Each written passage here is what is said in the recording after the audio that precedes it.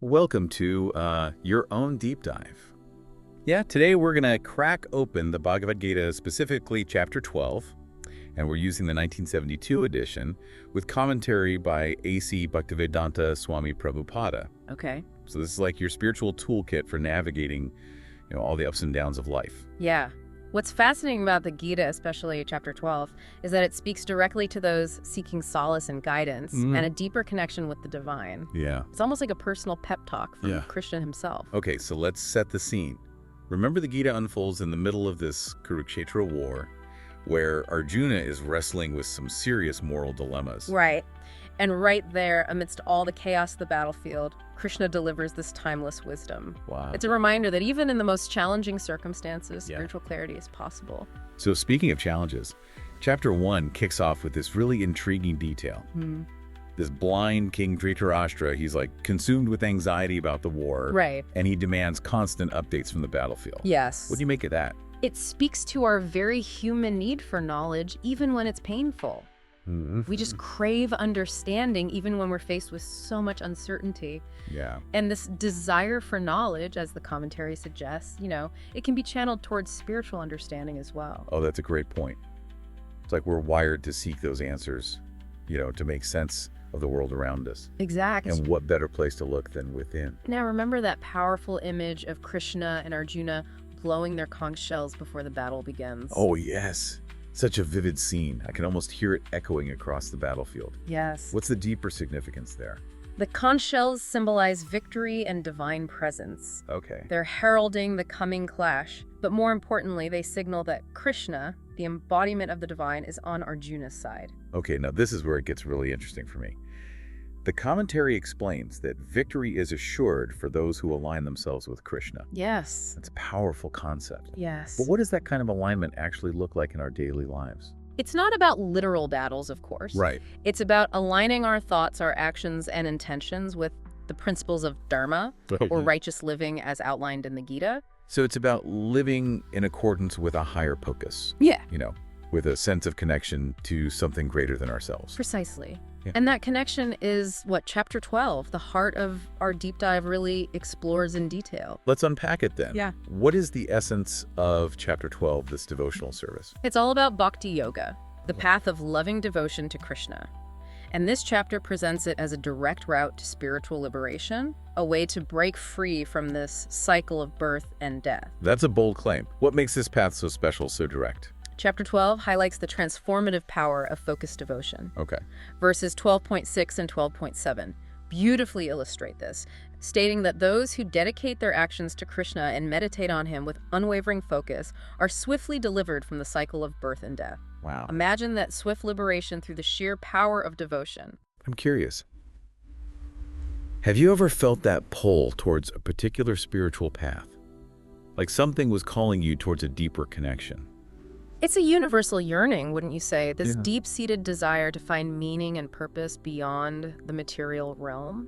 And chapter 12 speaks directly to that yearning, offering a clear path for those seeking solace and spiritual fulfillment. It's almost like chapter 12 is this beacon for those who are feeling lost or disillusioned, Yeah.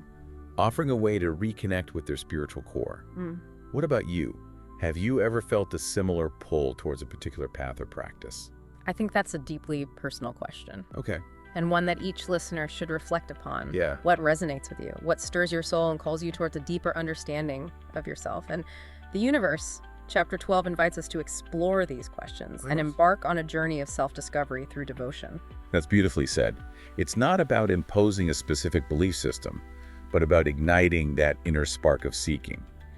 And for those who are new to the Gita, it's worth addressing some common misconceptions about deities. Right. It can get a bit confusing with so many gods and goddesses. Right. But the Gita is clear on this. While there are demigods who govern various aspects of the material world, Krishna is the supreme lord, the source of all their power. Sure. It's like a company. Yeah. Different departments have their managers, but they all ultimately report to the CEO. That's a helpful analogy. Yes. So even though people may pray to different deities, ultimately, it's Krishna who is the source of all divine energy. Precisely. And the commentary on chapter 9, verse 23 sheds further light on this, explaining that those who worship other deities may receive some benefits. Okay. But ultimately, it is Krishna who is the true recipient of all worship. Okay. That makes sense. So how do we even begin to navigate this complex world of spiritual energies and find our way back to Krishna?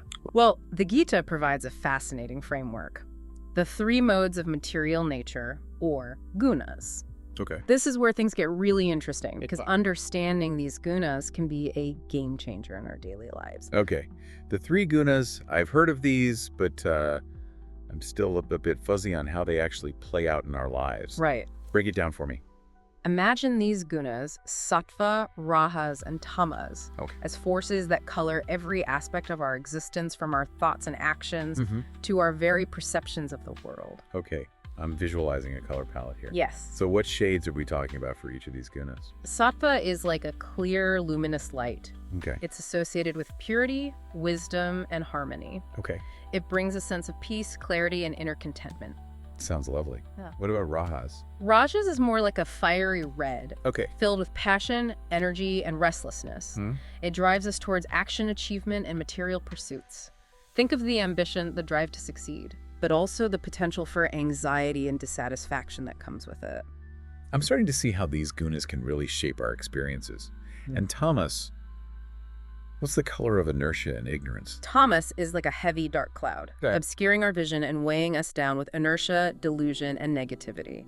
It can manifest as laziness, confusion, or even despair. Wow. That's quite a spectrum. So are we constantly shifting between these different modes? Or is one usually dominant? It's a dynamic interplay, constantly in flux, but typically one guna tends to be more prominent in our lives, shaping our personality, our choices, and even our karmic path. Think about it. Have you ever noticed certain patterns in your behavior, recurring thoughts, or emotional tendencies? That's a great question for our listener, too. Yes. Take a moment to reflect. What patterns do you notice in your own life? Right. What tendencies seem to dominate your thoughts, your actions, and your reactions to the world? By becoming aware of the gunas at play within us, we can start to understand the underlying forces shaping our experiences. And hopefully shift towards more of that sattvic clarity and peace.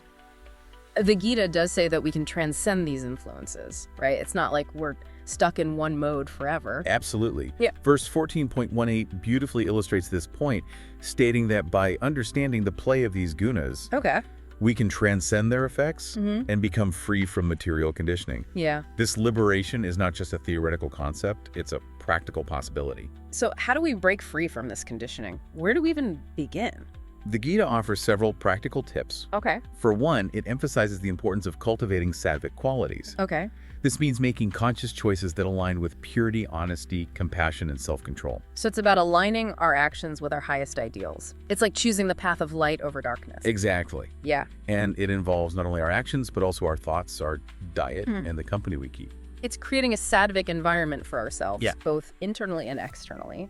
So if I'm feeling bogged down by tamas, maybe I need to reassess my habits, spend time with more positive people, or maybe even try some meditation to calm the mental chatter. Those are excellent examples. Yeah. It's about making conscious choices that nourish the sattvic qualities within us. And remember, this isn't about perfection. It's about progress. Right. Each step we take towards sattva brings us closer to that state of balance and liberation. It's encouraging to know that we have the power to shift those internal states to become more aligned with that sattvic light. Now, how does this all connect back to Bhakti Yoga, the path of devotion we're exploring in Chapter 12? Bhakti Yoga is, in essence, a powerful tool for cultivating sattva.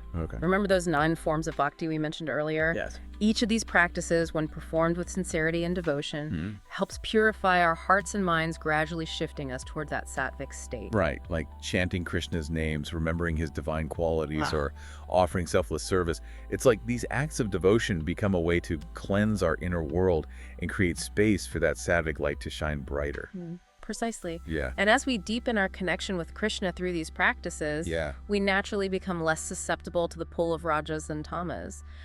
our attachment to material desires diminishes. Okay. Our anger and resentment subside, and our minds become more peaceful and clear. It's almost like Bhakti Yoga provides a framework for living a more sattvic life, wouldn't you say? Absolutely. It gives us practical tools to navigate the challenges of human existence with greater clarity, compassion, and resilience. And this brings us back to the essence of Chapter 12. Okay. It's not just about abstract philosophical concepts, it's about providing a practical path for spiritual transformation, for those seeking a deeper connection with the divine and a more meaningful life. And that connection, that sense of belonging to something greater than ourselves, can be incredibly powerful. Yes. Especially in times of difficulty or uncertainty. Imagine Arjuna on the battlefield facing his own inner turmoil and the daunting prospect of war.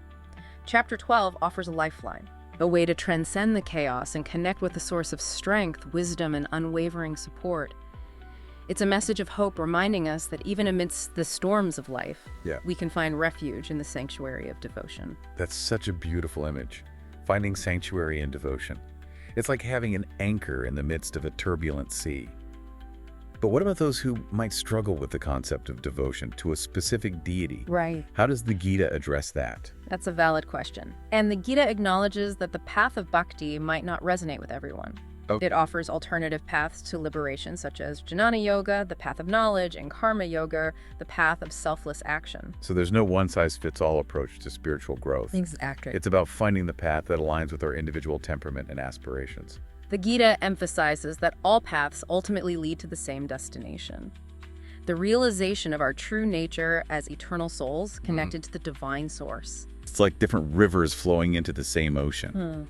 But even if someone isn't drawn to Bhakti Yoga specifically, wouldn't you say that the principles of devotion, love, surrender, and seeking a higher connection are universal and applicable to any spiritual path? Absolutely. Whether we call it devotion love or simply a deep yearning for something beyond ourselves, that impulse to connect with something greater is a fundamental aspect of the human experience. And the Gita offers guidance on how to cultivate and nurture that connection, regardless of the specific path we choose. It's like having a compass to navigate the inner landscape, to find our way back to that source of peace, wisdom, and abiding love. Speaking of guidance, the Gita doesn't shy away from addressing the importance of seeking wisdom from those who have walked the path before us. Yes, the role of the guru, the spiritual teacher, is paramount in the Gita. Krishna himself embodies this role for Arjuna, offering guidance, support, and a deeper understanding of the spiritual truths. It's like having a mentor, someone who can illuminate the path, point out potential pitfalls, and offer encouragement when the journey gets challenging. Exactly. And this mentorship can come in many forms: a wise teacher, a sacred text, or even the whispers of our own hearts. The key is to be open to receiving guidance and to cultivate a spirit of humility and surrender. Because ultimately, the path to liberation is not about ego or self-effort. It's about aligning ourselves with the divine will and allowing grace to guide our steps. That's beautifully put. It's about surrendering to something greater than ourselves. Trusting that we are being guided, supported, and loved every step of the way. And that surrender, that trust in the divine can be incredibly liberating, wouldn't you say? Absolutely. It allows us to release the burden of control, to let go of our fears and anxieties, and to embrace the unfolding of our lives with a sense of peace and acceptance. It's like finally exhaling after holding our breath for far too long. It's about allowing ourselves to be carried by the current of grace, knowing that we are ultimately being guided towards our highest good. That's a powerful image. And it brings us back to the core message of the Gita. Okay. To live a life of purpose, meaning, and spiritual fulfillment, we must surrender to something greater than ourselves. Whether we call it Krishna the divine or simply the universal flow of life, that surrender is the key to unlocking our true potential. So even if someone isn't drawn to Bhakti Yoga specifically, or even to the Gita itself, the essence of surrender, of connecting with something beyond ourselves, is a universal truth that resonates across spiritual traditions. Absolutely. It's a message that speaks to the depths of the human soul, reminding us that we are not isolated beings, but interconnected parts of a vast and magnificent web of existence. And by embracing this interconnectedness, by cultivating love, compassion, and a sense of surrender to something greater, we can tap into a wellspring of peace, wisdom, and abiding joy. That's a beautiful sentiment and a fitting reminder as we continue our exploration of the Gita. Speaking of exploration, we've been delving deep into these profound concepts. Yes. And I'm curious, What stands out to you and to our listener as the most impactful takeaway from our discussion so far? That's a thought-provoking question. Perhaps the most impactful takeaway is the realization that even amidst the chaos and challenges of life, there is a path to peace, clarity, and spiritual liberation. The Gita offers not just a theoretical framework, but a practical guide, a spiritual toolkit for navigating the complexities of human existence. It's like having a roadmap for the inner journey, a compass to guide us towards our truest selves. And I'm especially drawn to the Gita's emphasis on the power of choice. Yes. We may not always be able to control our external circumstances, but we always have the power to choose our response, to cultivate sattvic qualities, and to align ourselves with the divine will. That's a crucial point. We are not merely victims of fate or circumstance. We have the agency, the power to shape our own destinies through our choices, our actions, and our unwavering commitment to spiritual growth. It's empowering to know that we have that inner strength, that capacity for transformation. Absolutely.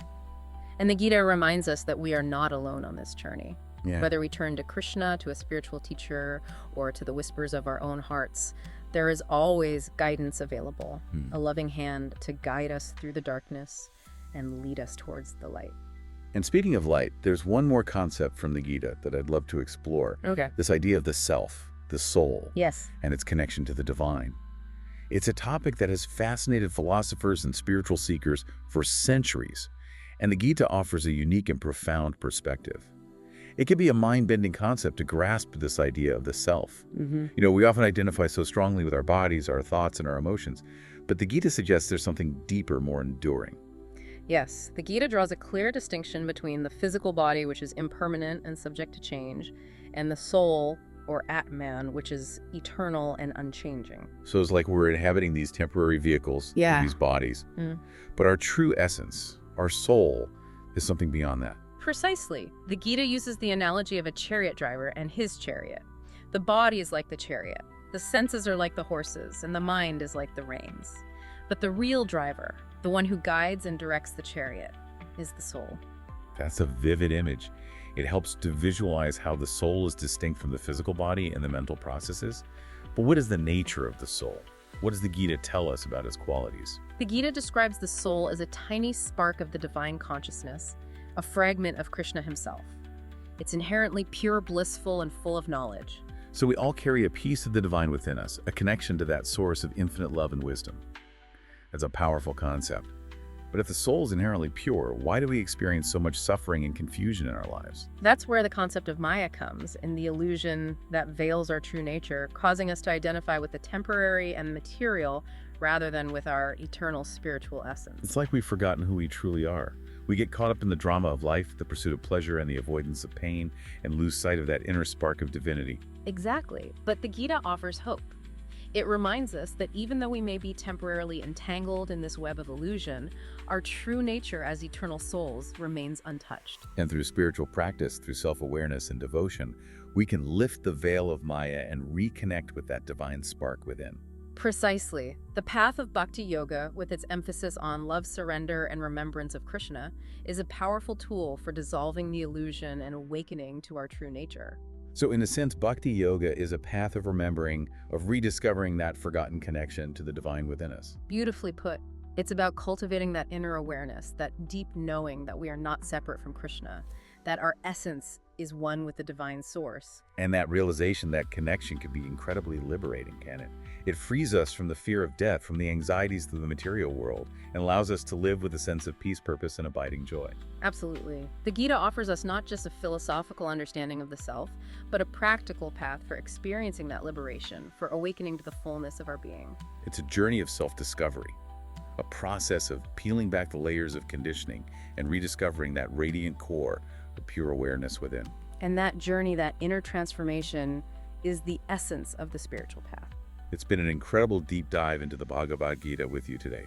We've covered so much ground, from the dramatic setting of the Kurukshetra war to the profound teachings on Bhakti Yoga, the gunas, and the nature of the self. It's been a joy to explore these timeless teachings and to share them with our listener. And remember, this is just a glimpse into the vast ocean of wisdom that the Gita holds.